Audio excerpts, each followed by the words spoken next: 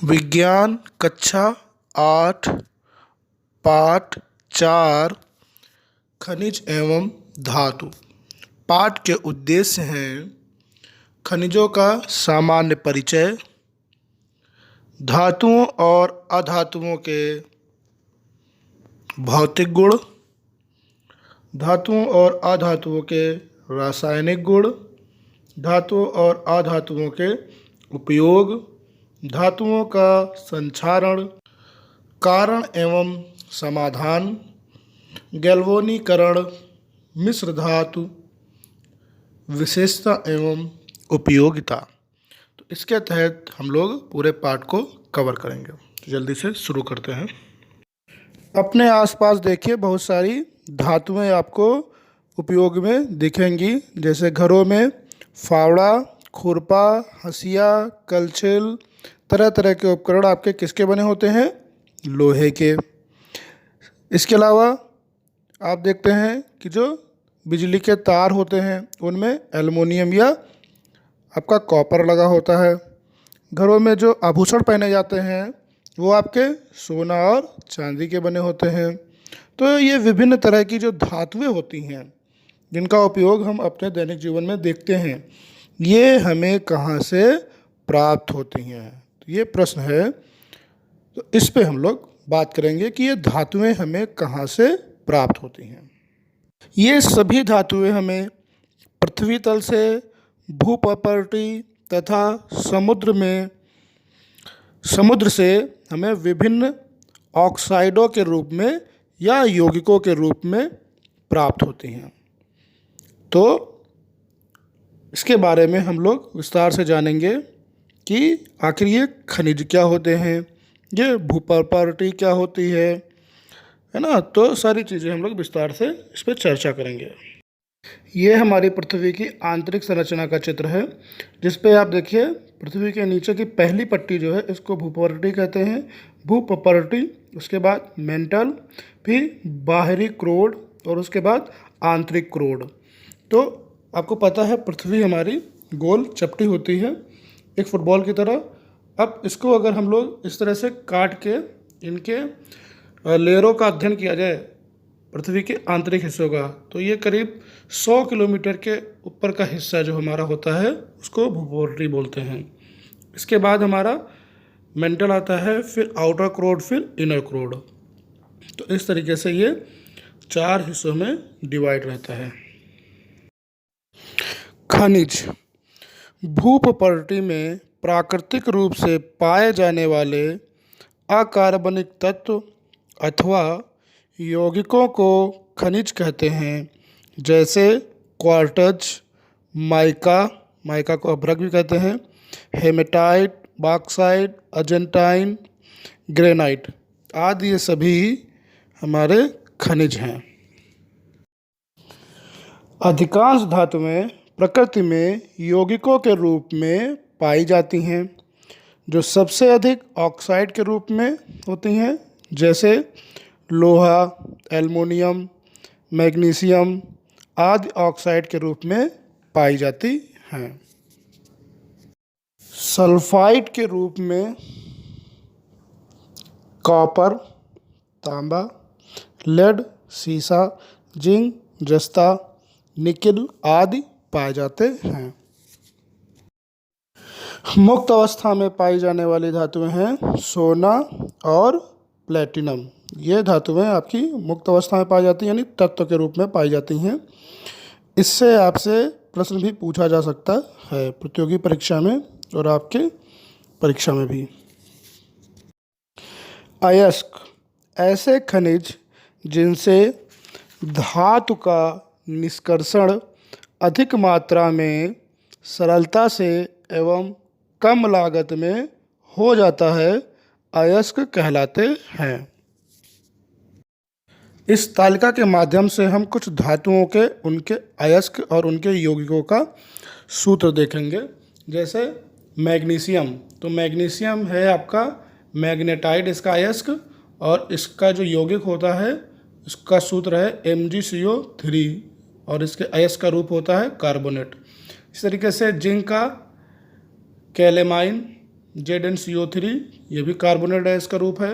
Lead galena PbS sulphide का है क्योंकि इसमें सल्फर मिला हुआ है। कॉपर ग्लास CuS ये भी सल्फाइड एस का रूप है। आयरन हेमेटाइड, अभी आपसे इनसे प्रश्न भी पूछे जाएंगे किस धातु का कौन सा अयस्क है, तो आप याद कर लीजिए। आयरन का हेमेटाइड बहुत इंपॉर्टेंट है, मैग्नीशियम का मैग्नेटाइड बहुत इंपॉर्टेंट है, लेड का गैलेना। तो ये बहुत इंपॉर्टेंट धातुओं के अयस्क के नाम इसमें दिए हुए हैं, आप इसको अच्छे से याद कर लें। भारत में कौन सा खनिज किस स्थान पे पाया जाता है, उसका विवरण इस सूची में दिया हुआ है, इसको आप अच्छे से याद कर लीजिए। ये प्रतियोगी परीक्षा के लिए बहुत उपयोगी है। जैसे लोहा, तो लोहे के अयस्क का नाम है हेमेटाइट। ये मुख्य रूप से पाया जाता है आपका बिहार, उड़ीसा, मध्य प्रदेश, कर्नाटक, तमिलनाडु। ऐसे ही तांबा आपका कॉपर पायराइट, ये आंध्र प्रदेश, बिहार, मध्य प्रदेश, राजस्थान। तो इस तरीके से इस पूरे तालिका को आप याद कर लीजिए। इसमें सोना जो मुक्त अवस्था में आपका कोलार की खान कर्नाटक और आंध्र प्रदेश में पाया जाता है। एल्युमिनियम का इसका बॉक्साइट होता है मध्य प्रदेश, छत्तीसगढ़, बिहार, उड़ीसा, तमिलनाडु, गुजरात और जम्मू कश्मीर में पाया जाता है। इस तरीके से कैल्शियम जिसको चूना पत्थर कहते हैं, यह सभी राज्यों में पाया जाता है। संगमरमर के रूप में यह राजस्थान तथा मध्य प्रदेश में पाया जाता है। तो इससे एक प्रश्न भी आपसे आखिर में पूछा जाएगा कि संगमरमर किससे पाया जाता है, तो आपको याद रखना है संगमरमर आपका चूना पत्थर होता है। सोडियम, पोटेशियम, मैग्नीशियम तथा पारा को छोड़कर अन्य सभी धातुएं कठोर होती हैं। तो ये आपसे प्रतियोगी परीक्षा में यहाँ से प्रश्न पूछा जा सकता है।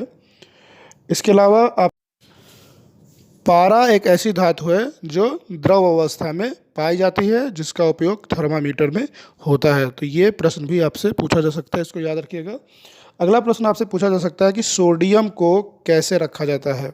तो सोडियम को आपको बता दूं, सोडियम को मिट्टी के तेल में रखा जाता है क्योंकि ये ऑक्सीजन से क्रिया करके सोडियम ऑक्साइड बना लेता है, इसीलिए इसको मिट्टी के तेल में रखते हैं। तो याद रखिएगा सोडियम को मिट्टी के तेल में रखा गया है। इस लिस्ट में कुछ अधातुएं हैं जिनके अधात्विक खनिज हैं और उनके प्राप्ति स्थान हैं। जैसे है सिलिकॉन तथा ऑक्सीजन, तो इसका अधात्विक खनिज है अभ्रक, ये आपका बिहार, उड़ीसा और तमिलनाडु, राजस्थान में मिलता है। कार्बन जिसको हम लोग संगमरमर या चूना पत्थर कहते हैं, ये मुख्यतः राजस्थान में मिलता है। आपका जो ताजमहल है, ताजमहल में जो संगमरमर लगा है वो वहीं का संगमरमर है, राजस्थान का। कार्बन एवं हाइड्रोजन ये पेट्रोलियम होते हैं। ये आपके गुजरात, असम, अरब सागर के तटीय क्षेत्र तथा कावेरी, कृष्णा, गोदावरी के मुहाने पर। कार्बन कोयला पश्चिम बिहार, तमिलनाडु और पश्चिम बंगाल, बिहार और तमिलनाडु में मुख्यतः पाया जाता है। झारखंड भी आता है उसमें। भारत में सोना, तांबा, जिंक जस्ता, टंगस्टन खनिजों की उपलब्धता बहुत कम है तथा प्लेटिनम खनिजों का पूर्व अभाव है। अयस्क प्रकृति में पाए जाने वाला वह खनिज है जिससे एक या एक से अधिक धातुओं अधातुओं को लाभदायक रूप में निष्कर्षित किया जा सकता है। अयस्क से धातु अधातु प्राप्त करने और उन्हें विभिन्न उपयोगों के लिए शुद्ध करने के लिए विज्ञान को धातु कर्म मेटलर्जी कहते हैं। तो यहाँ पे एक नया टर्म आया है धातु कर्म मेटलर्जी, याद रखिएगा, जिससे निष्कर्षण होता है, जिससे अयस्कों के माध्यम से धातु और अधातुओं का जिससे निष्कर्षण होता है, उस विज्ञान को हम लोग मेटलर्जी कहते हैं। अधातुएं अधिकांश मुलायम होती हैं, लेकिन कार्बन का अपरूप हीरा पृथ्वी का सबसे कठोरतम पदार्थ है। तो इसको आप लोग याद रखिएगा, पृथ्वी का सबसे कठोरतम पदार्थ हीरा है। ये आपसे प्रश्न पूछा जा सकता है। हीरे का उपयोग आभूषणों के रूप में किया जाता है और कांच को काटने के रूप में किया जाता है। अधातुएं अक्सर गैसीय अवस्था में पाई जाती हैं, लेकिन आयोडीन, कार्बन, सल्फर, सिलिका ये ठोस अवस्था में पाए जाते हैं, जबकि ब्रोमीन द्रव अवस्था में पाई जाती है। तो इस तरीके से यहाँ आपसे प्रतियोगी परीक्षा में प्रश्न पूछा जा सकता है कि ऐसी कौन सी अधातु है जो द्रव अवस्था में पाई जाती है, या ऐसे कौन से अधातु हैं जो ठोस अवस्था में पाए जाते हैं। तो दोनों प्रश्नों को अच्छे से समझ लीजिए, आपके किसी भी परीक्षा में ये प्रश्न पूछा जा सकता है।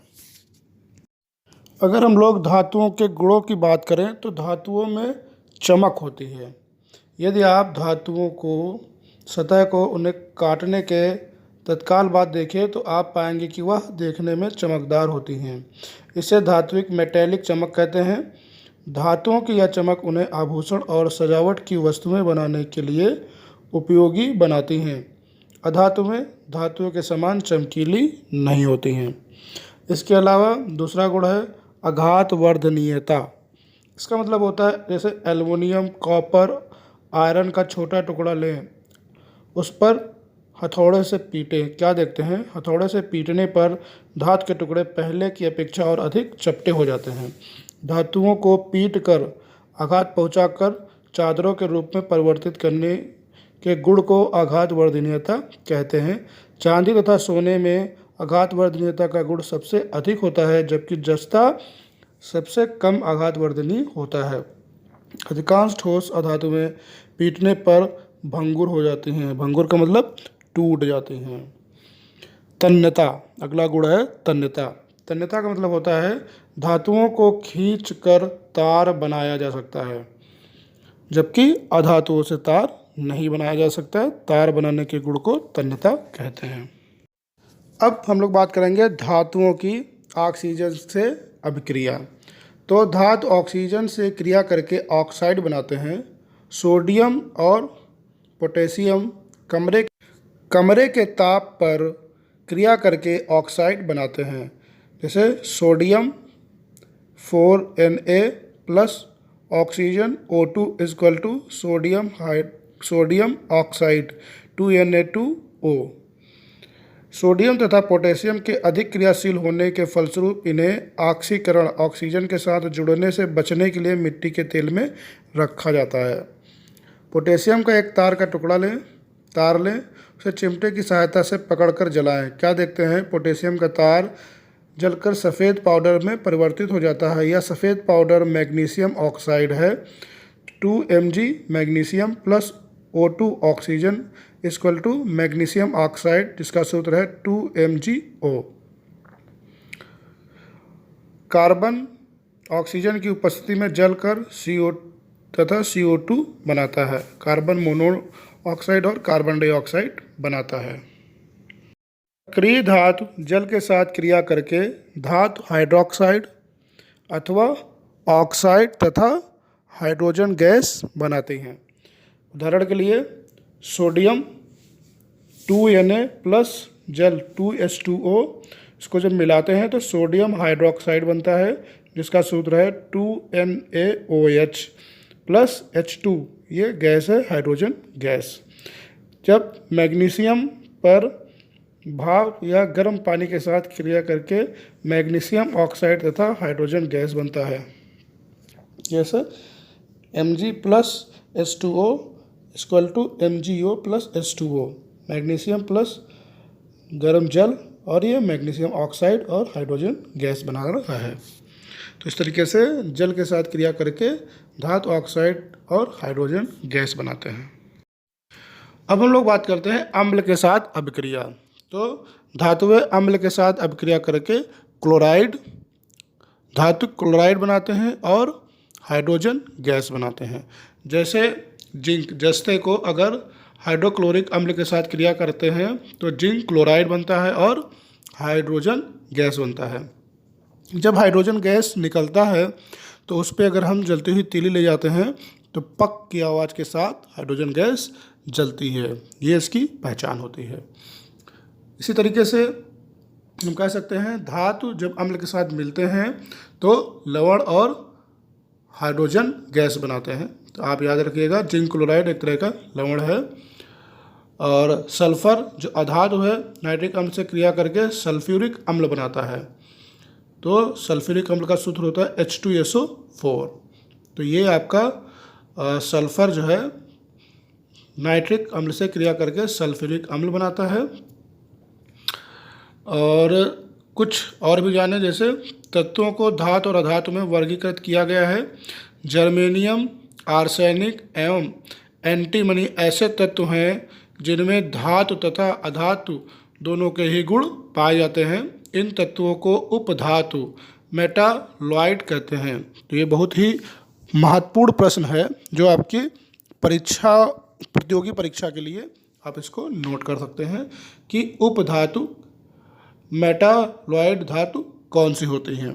तो याद रखिए, जो धातु और अधातु दोनों के गुण होते हैं जिनमें, उनको हम लोग बोलते हैं उपधातु।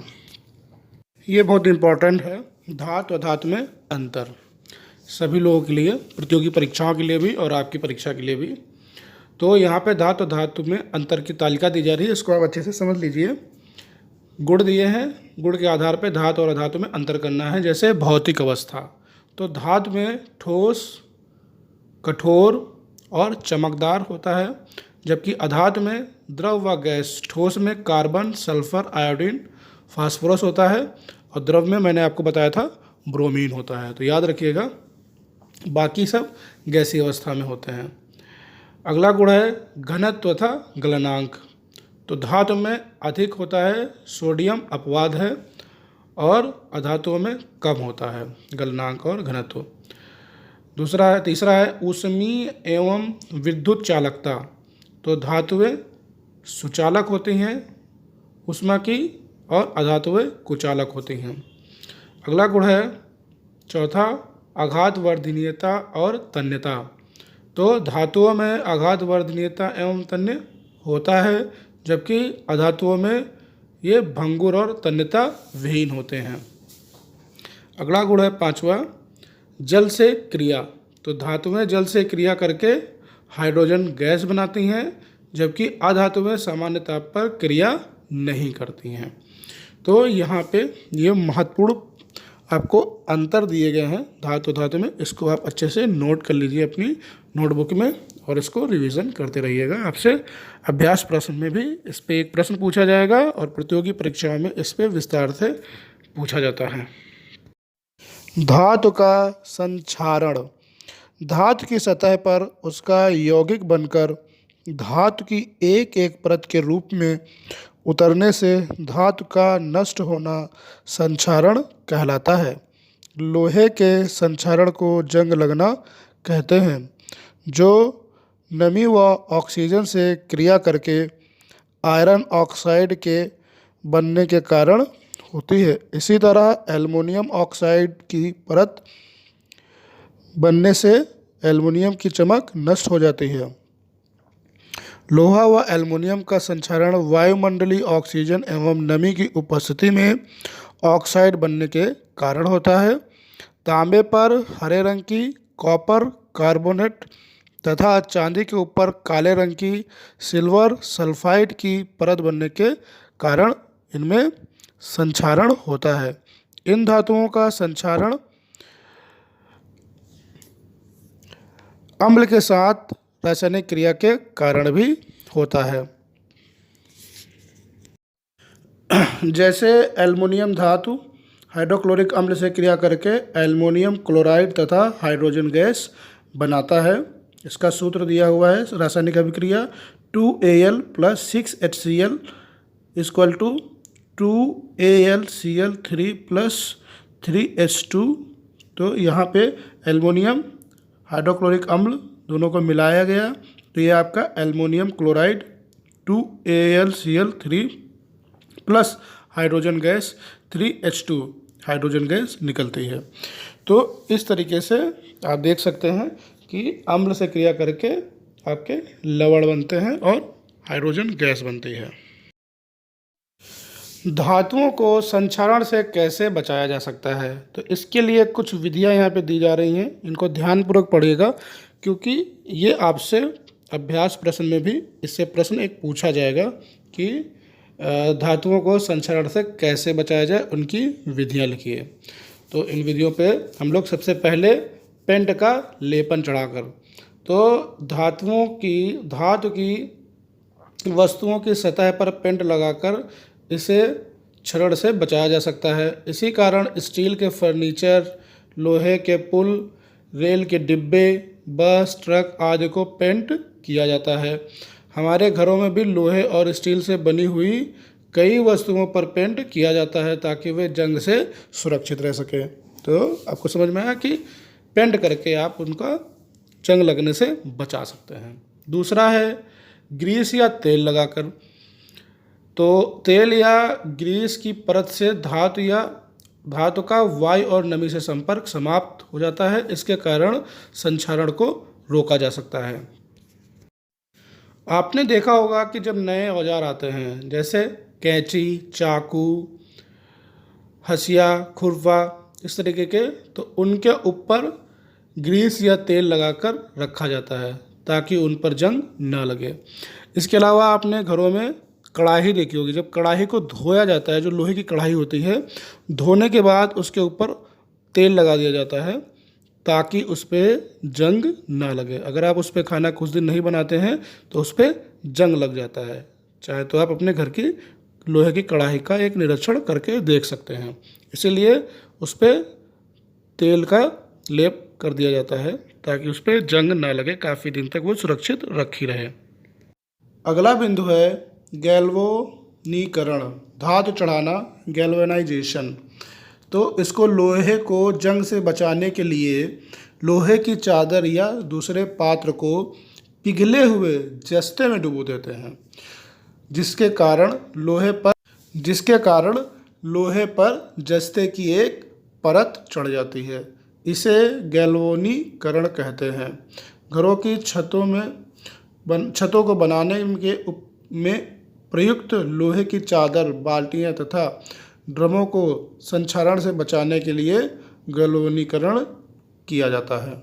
अब अगली विधि है विद्युत लेपन, इलेक्ट्रोप्लेटिंग। कुछ धातु जैसे क्रोमियम, निकिल तथा टिन वायुमंडल में उपस्थित ऑक्सीजन एवं नमी में प्रभावित नहीं होते हैं। लोहे का क्षरण रोकने के लिए इनके ऊपर क्रोमियम या टिन की इलेक्ट्रोप्लेटिंग की जाती है। एल्युमिनियम के ऊपर एल्युमिनियम ऑक्साइड की परत जम जाने के कारण उसकी चमक नष्ट हो जाती है। इसका क्षरण रोकने के लिए एल्युमिनियम के क्षरण से बचने के लिए उसके ऊपर एल्युमिनियम ऑक्साइड का विद्युत लेपन कर दिया जाता है। अगला पॉइंट है मिश्र धातु बनाकर। कभी कभी एक धातु में दूसरी धातु का या अधातु मिलाने पर वह अधिक कठोर, स्थायी और संक्षारण में सुरक्षित हो जाते हैं। जैसे स्टेनलेस स्टील लोहे तथा कार्बन का मिश्र धातु है जिसमें आसानी से जंग नहीं लगती है। तो इस तरीके से ये 5 विधियां हैं जिनको आप लोग नोट कर लीजिएगा। ये आपके अभ्यास प्रश्न में पूछे जाएंगे। कुछ मिश्रित धातुओं की यहाँ पे एक तालिका दी जा रही है। इसको आप याद कर लीजिएगा कि कौन सी धातु में कौन कौन सी चीज़ें मिलाई जाती हैं, उनका क्या उपयोग है। जैसे पीतल, तो पीतल में आपका तांबा और जस्ता मिलाया जाता है।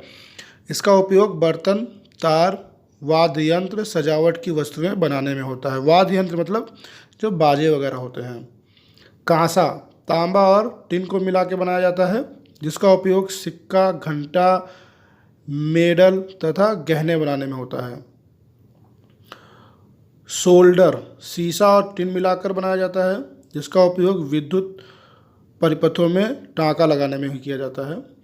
स्टेनलेस स्टील, लोहा, क्रोमियम और निकिल से मिला के बनाया जाता है जिसका उपयोग बर्तन, उपकरण, छुरी, कांटे आदि के बनाने में किया जाता है।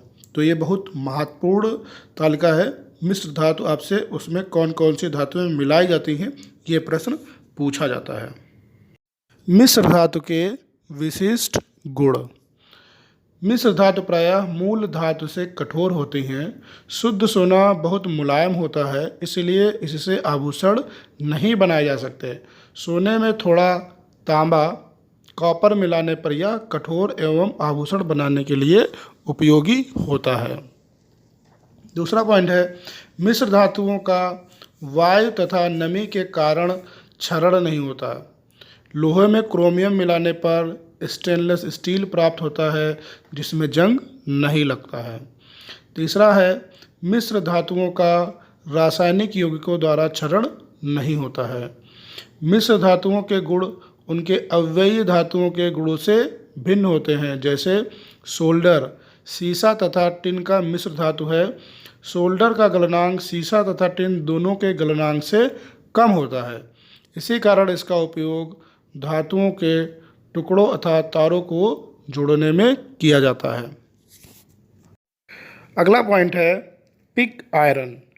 वात्या भट्ठी से प्राप्त लोहा पिग आयरन कच्चा लोहा या ढलवा लोहा कहलाता है, जिसमें 93% लोहा, 4 से 5% कार्बन तथा शेष सल्फर, फास्फोरस, सिलिकॉन की अशुद्धियाँ उपस्थित होती हैं, जिसके कारण इसका गलनांक कम होता है या भंगुर होता है। इसका उपयोग पाइप, स्टोरेज टंकी, नहाने के टब, कूड़ादान आदि बनाने में किया जाता है। लास्ट पॉइंट है इस्पात। यह लोहे का एक दूसरा रूप है जिसमें आयरन 98.8% से 99.8%, कार्बन 0.25% से 1.5%, शेष सिलिका, फास्फोरस, सल्फर और मैग्नीशियम की अशुद्धियाँ पाई जाती हैं। इसका उपयोग मोटर, गाड़ी, नेट बोल्ट आदि के निर्माण में किया जाता है।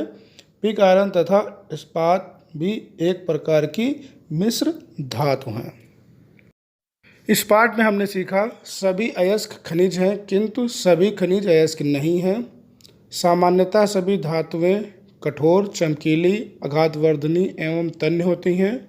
अधिकांश धातुएं गैसीय एवं द्रव अवस्था में पाई जाती हैं।